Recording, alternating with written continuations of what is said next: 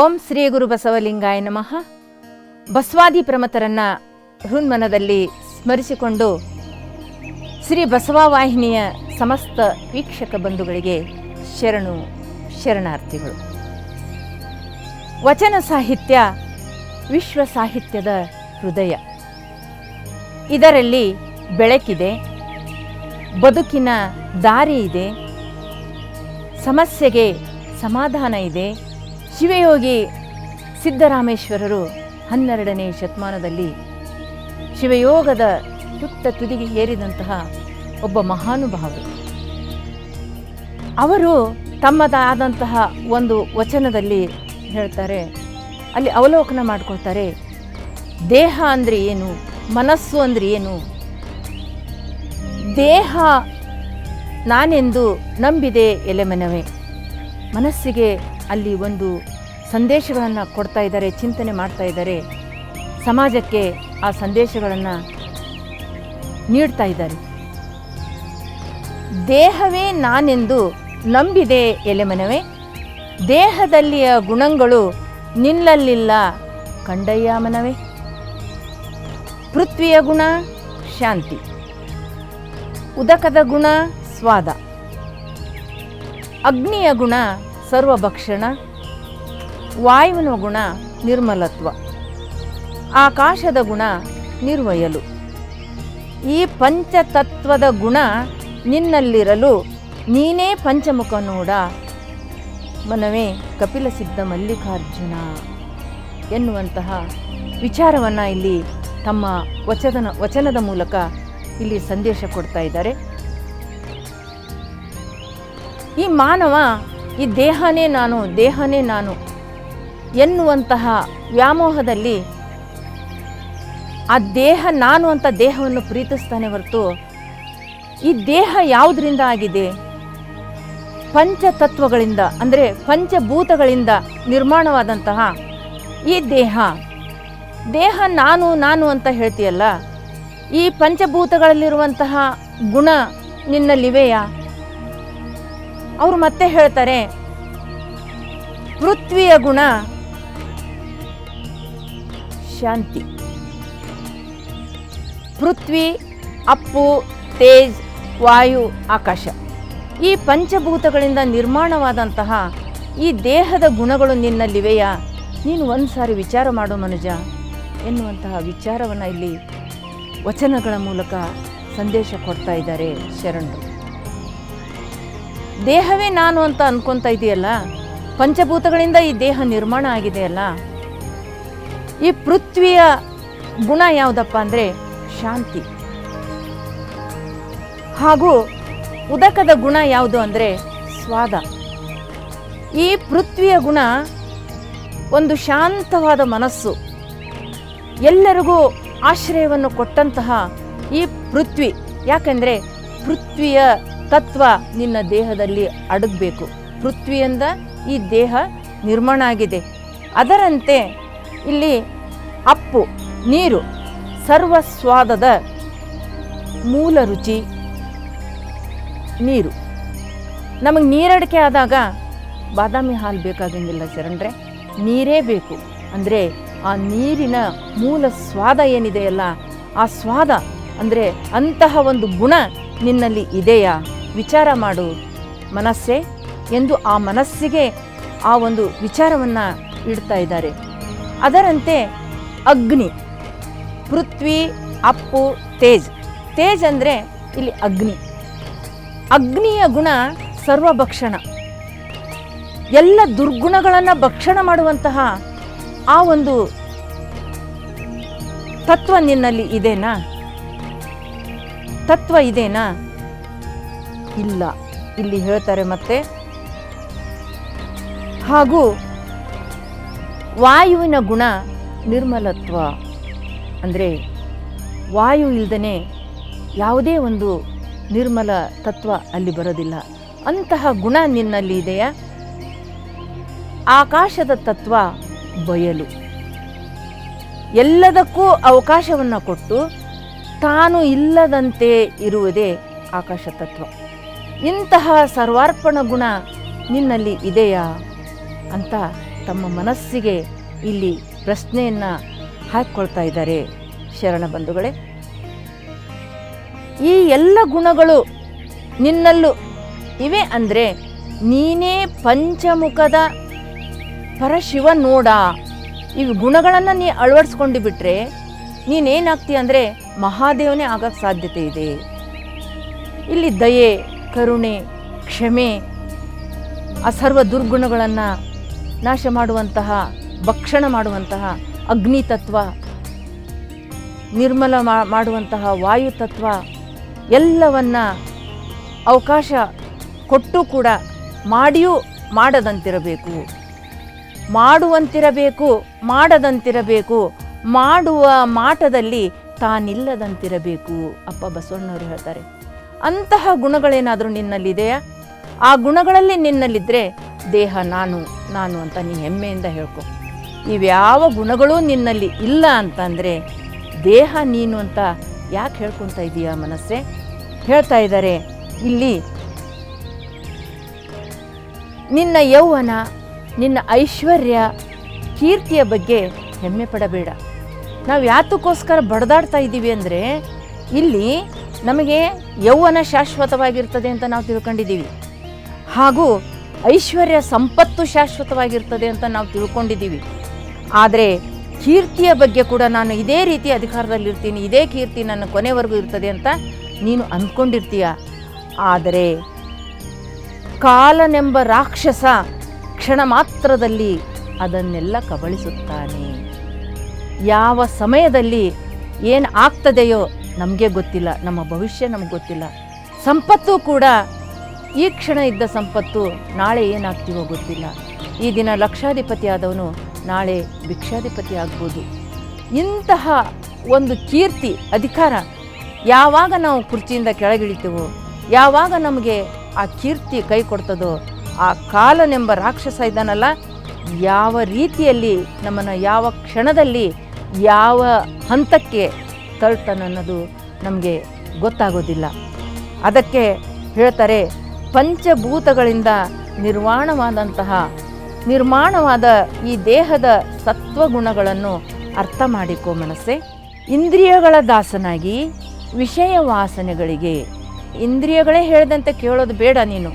ವಿಷಯ ವಾಸನೆಗಳಿಗೆ ಅಂದರೆ ಶಬ್ದ, ಸ್ಪರ್ಶ, ರೂಪ, ರಸ, ಗಂಧ, ಮೂಗು, ಬಾಯಿ, ಕಣ್ಣು, ಚರ್ಮ, ಕಿವಿ, ಇವು ಹೇಳಿದಂತೆ ನೀ ಕೇಳ್ತಾ ಪೃಥ್ವಿ ತತ್ವಗಳನ್ನು, ಅಗ್ನಿ ತತ್ವಗಳನ್ನು, ವಾಯು ತತ್ವಗಳನ್ನು ನೀನು ಅಳವಡಿಸಿಕೊಂಡೇ ಆದರೆ ನಿನ್ನ ಮನವೇ ನೀನೇ ಕಪಿಲ ಸಿದ್ಧ ಮಲ್ಲಿಕಾರ್ಜುನ, ನೀನೇ ಪರಮಾತ್ಮ ಆಗಕ್ಕೆ ಸಾಧ್ಯತೆ ಇದೆ. ಈ ಪರಮಾತ್ಮನ ಲೀಲೆ, ಪರಮಾತ್ಮನ ಆಟ ಹೇಳೋಕ್ಕೆ ಯಾರಿಂದ ಸಾಧ್ಯ ಇಲ್ಲ. ಎಂತಹ ಒಂದು ಸಂಬಂಧ, ವಿಶ್ವದ ರಚನೆ ಪರಮಾತ್ಮ ಯಾವ ರೀತಿ ನಮಗೆ ಇಲ್ಲಿ ಕೊಟ್ಟಿದ್ದಾನೆ ನೋಡಿ.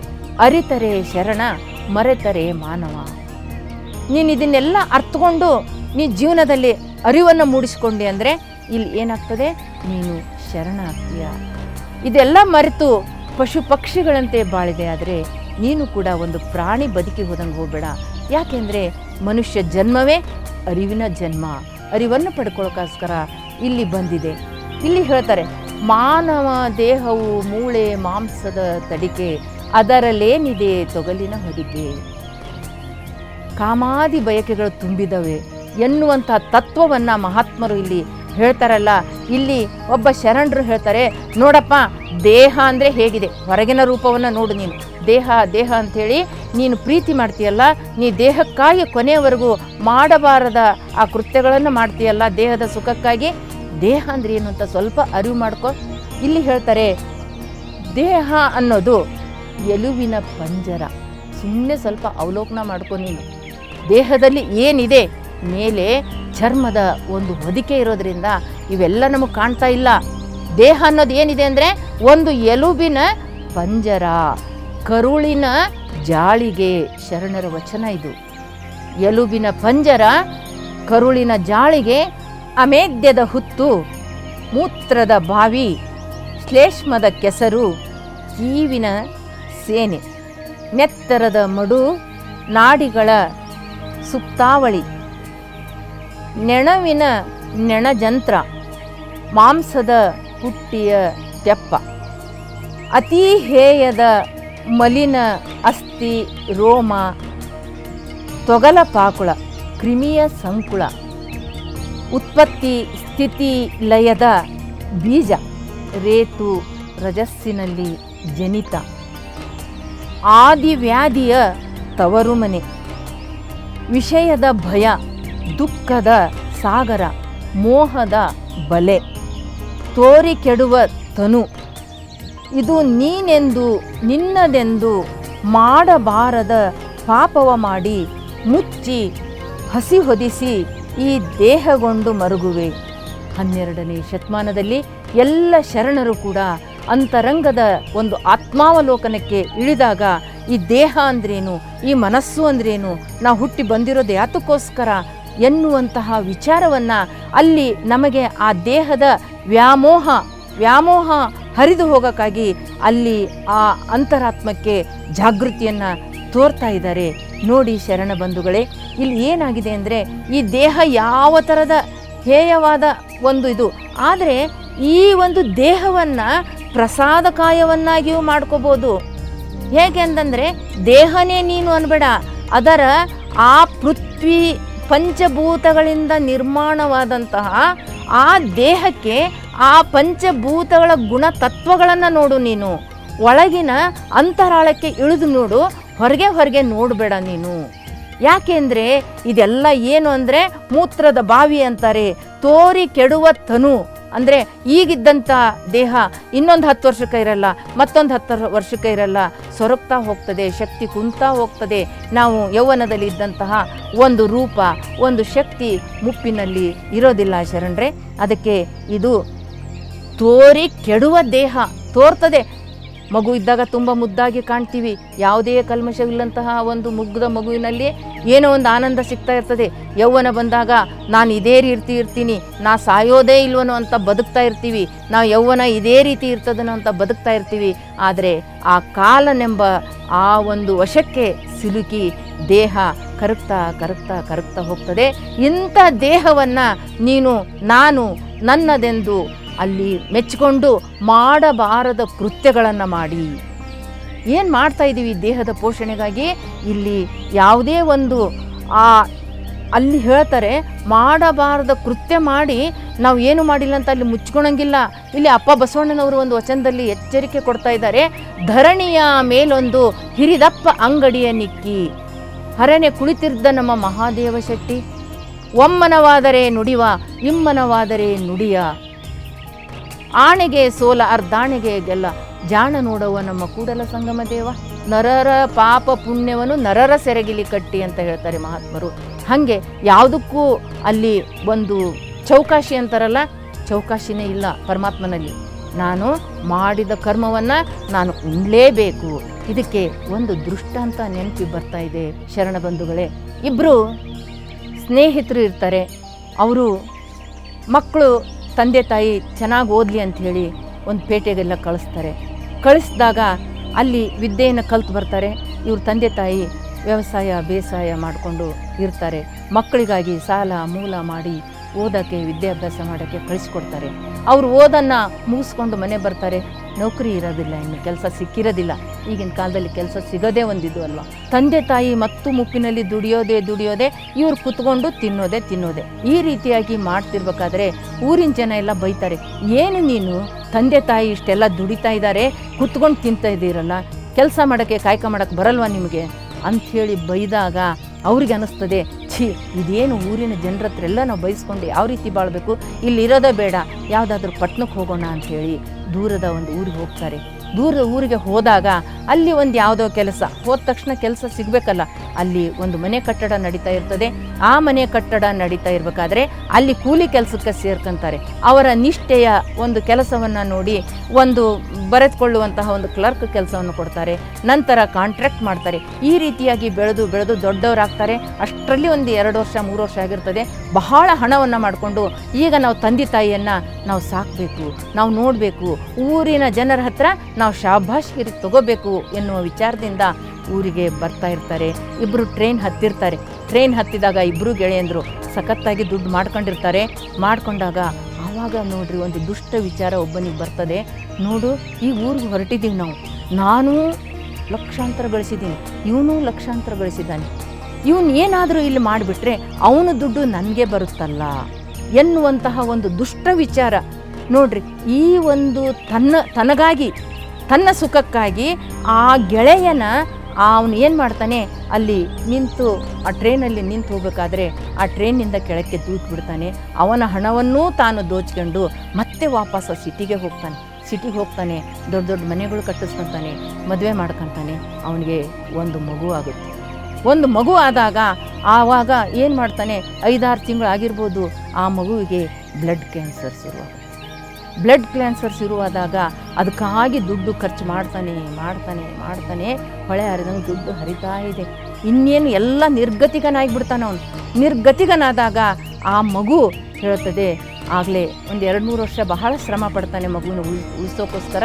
ಆ ಮಗು ಕೇಳ್ತದೆ, ಅಪ್ಪ ನನ್ನಿಂದ ನಿನಗೆ ತುಂಬ ತೊಂದರೆ ಆಯಿತು, ಇಲ್ಲ ಮಗನೇ ನನ್ನ ಜೀವನಾದರೂ ಒತ್ತಿ ಇಟ್ಟು ನಿನ್ನ ಜೋಪಾನ ಮಾಡ್ತೀನಿ, ನಿನ್ನ ಉಳಿಸ್ಕೊಂತೀನಿ ಅಂತ ಹೇಳಿ ಆ ಮಗು ತಂದೆ ಹೇಳಿದಾಗ ಆ ಮಗು ಹೇಳ್ತದೆ, ನಾನು ಯಾರು ಅಂತ ಗೊತ್ತಾಯ್ತಾ ಅಪ್ಪ?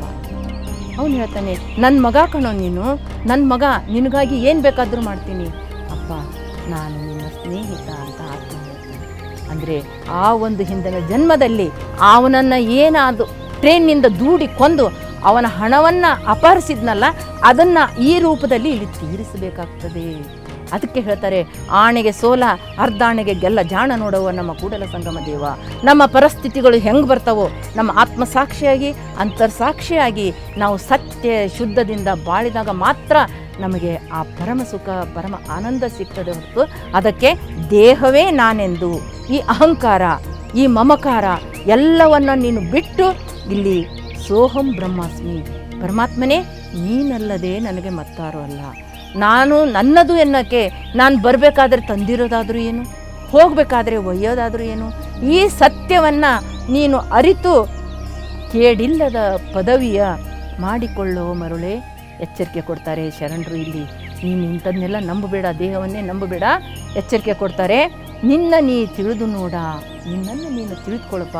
ಒಂದು ಕ್ಷಣ ಸಿಂಹಾವಲೋಕನ ಮಾಡು. ಸುಮ್ಮನೆ ದುಡುಕ್ಬೇಡ, ಓಡಬೇಡ, ಸಂಪತ್ತು ಗಳಿಸ್ಬೇಕು. ದೇಹದ ಒಂದು ಇಂದ್ರಿಯ ಸುಖಗಳಿಗೆ ಓಲಾಡ್ತಾ ನೀನು ಎಲ್ಲಿ ಕಂಡಲ್ಲಿ ಹೋಗೋದು, ದೇಹದ ಸುಖವನ್ನೇ ಅನುಭವಿಸ್ಕೊತಾ ನೀನು ಹೋಗಬೇಡ. ಇಲ್ಲಿ ನಿನ್ನನ್ನೊಮ್ಮೆ ನೀನು ತಿಳಿದು ನೋಡ, ಸತ್ಯ ಏನು ಅನ್ನೋದನ್ನು ನಾನು ಏನು ಮಾಡ್ತಾಯಿದ್ದೀನಿ, ಯಾತಕ್ಕೋಸ್ಕರ ಮಾಡ್ತಾಯಿದ್ದೀನಿ, ಯಾವ ಕೆಲಸಗಳು ಮಾಡ್ತಾಯಿದ್ದೀನಿ, ಕೆಟ್ಟ ಕೆಲಸ ಮಾಡ್ತಾಯಿದ್ದೀನೋ ಒಳ್ಳೆಯ ಕೆಲಸ ಮಾಡ್ತಾಯಿದ್ದೀನಿ ಅನ್ನೋದನ್ನು ವಿಚಾರ ಮಾಡು. ಹುಟ್ಟುತ್ತೇನು ತರಲೂ ಇಲ್ಲ, ಬಿಟ್ಟುತೇನು ಒಯ್ಯಲಿಲ್ಲ, ಸುಟ್ಟ ಸುಣ್ಣದರಳಿನಂತೆ ಆಯ್ತು ದೇಹವು. ಹೊಟ್ಟೆ ಬಹಳ ಕೆಟ್ಟದೆಂದು ಎಷ್ಟು ಕಷ್ಟಪಟ್ಟೆ ಪ್ರಾಣ, ಹೊಟ್ಟೆ ಬಹಳ ಕೆಟ್ಟದೆಂದು ಎಷ್ಟು ಕಷ್ಟಪಟ್ಟೆ ಪ್ರಾಣ, ಬಿಟ್ಟು ಹೋಗುವಾಗ ಒಂದು ಬಟ್ಟೆ ಇಲ್ಲವೋ, ಬಿಟ್ಟು ಹೋಗುವಾಗ ಒಂದು ಬಟ್ಟೆ ಇಲ್ಲವೋ. ಡಿಂಬದೊಳಗೆ ಒಂದು ಪ್ರಾಣ ಕಂಬಸೂತ್ರ ಬೊಂಬೆಯಂತೆ, ಎಂದಿಗಾದರೊಂದು ದಿನವೂ ಸಾವು ತಪ್ಪದು.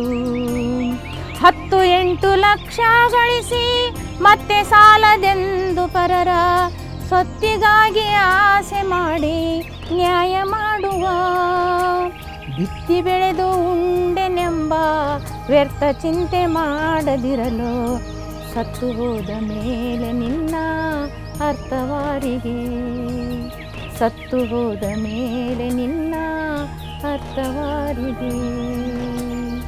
ಶರಣ ಬಂಧುಗಳೇ, ಮಹಾತ್ಮರ ಈ ನುಡಿಗಳೇನಿದವಲ್ಲ ನಮಗೆ ಎಂತಹ ಒಂದು ಎಚ್ಚರಿಕೆಯ ಗಂಟೆಗಳನ್ನು ಈ ಒಂದು ಸಾಹಿತ್ಯದ ಮೂಲಕ ನಮಗೆ ಕೊಡ್ತಾ ಇದ್ದೇವೆ. ಈ ದೇಹದಲ್ಲಿ ಒಂದು ಪ್ರಾಣ ಕಂಬಸೂತ್ರ ಬೊಂಬೆಯಂತೆ ಯಾವಾಗ ಬಿಟ್ಟೋಗ್ತದೋ ಅದು ಗೊತ್ತಿಲ್ಲ. ಹುಟ್ಟುವಾಗ ಏನೂ ತರಲಿಲ್ಲ, ಬಿಟ್ಟುವಾಗ ಕೂಡ ಏನು ಒಯ್ಯಲಿಲ್ಲ. ಸುಟ್ಟ ಸುಣ್ಣದರಳಿನಂತೆ ಆಯ್ತು ದೇಹವು.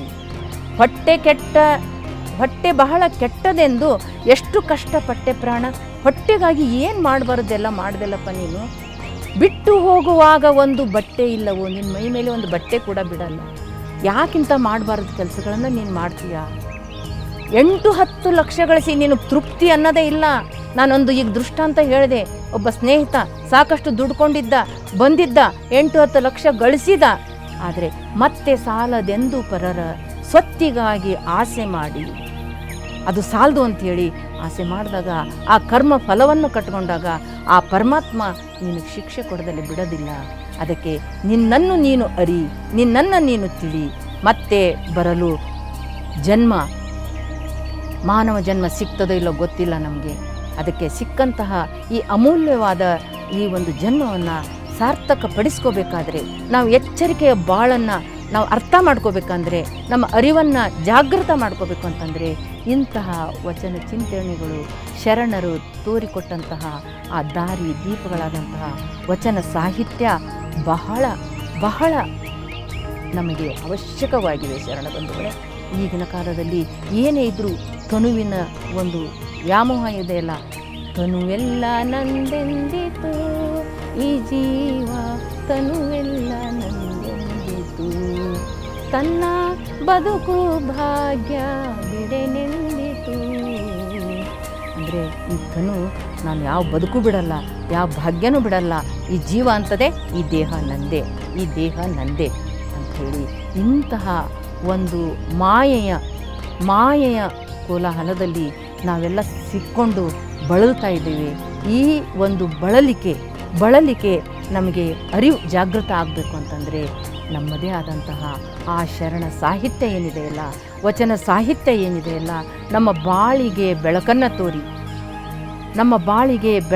ತೋರಿ ನಮ್ಮ ಜೀವನವನ್ನು ಸಾರ್ಥಕಪಡಿಸಿಕೊಳ್ಳುವಂತಹ ಒಂದು ನೀತಿ ಸಾಧನೆ, ಒಂದು ಮುಕ್ತಿ ನಮಗೆ ಸಿಗಬೇಕು ಅಂದರೆ ಶರಣರ ವಚನ ಸಾಹಿತ್ಯಗಳು ನಮಗೆ ಅತ್ಯವಶ್ಯವಾಗಿ ಬೇಕು. ಶರಣ ಬಂಧುಗಳೇ, ಪ್ರತಿದಿನವೂ ಕೂಡ, ಪ್ರತಿನಿತ್ಯವೂ ಕೂಡ ನಿತ್ಯಕ್ಕೆ ಪೂಜಿಸಬಲ್ಲಡೆ ಅದೇ ಗಾರುಡಿಗ ಅಂತ ಹೇಳ್ತಾರೆ. ಈ ಜೀವನ ನಮಗೆ ತನು ಮನ ಭಾವಕ್ಕೆ ಆನಂದ, ತೃಪ್ತಿ, ಶಾಂತಿ, ಸಮಾಧಾನ. ನಾವು ಹೊರಗಡೆ ಎಲ್ಲೂ ಶಾಂತಿ ಹುಡ್ಕೋದು ಬೇಡ, ನಮ್ಮೊಳಗೇ ಇದೆ. ನಮ್ಮೊಳಗೇ ಇರಬೇಕಾದ್ರೆ ನಮ್ಮ ಸಾಧನೆಗಳು, ನಾವು ನಡೆದು ಹೋಗುವಂತಹ ದಾರಿಗಳು, ಆ ಶರಣ ಮಾರ್ಗಗಳು ನಮ್ಮ ಜೀವನಕ್ಕೆ ಅವಶ್ಯವಾಗಿ ಬೇಕಾಗಿವೆ ಅಂತ ಹೇಳ್ತಾ, ಎಲ್ಲ ಶರಣ ಬಂಧುಗಳಿಗೆ ಶರಣು ಶರಣಾರ್ಥಿ.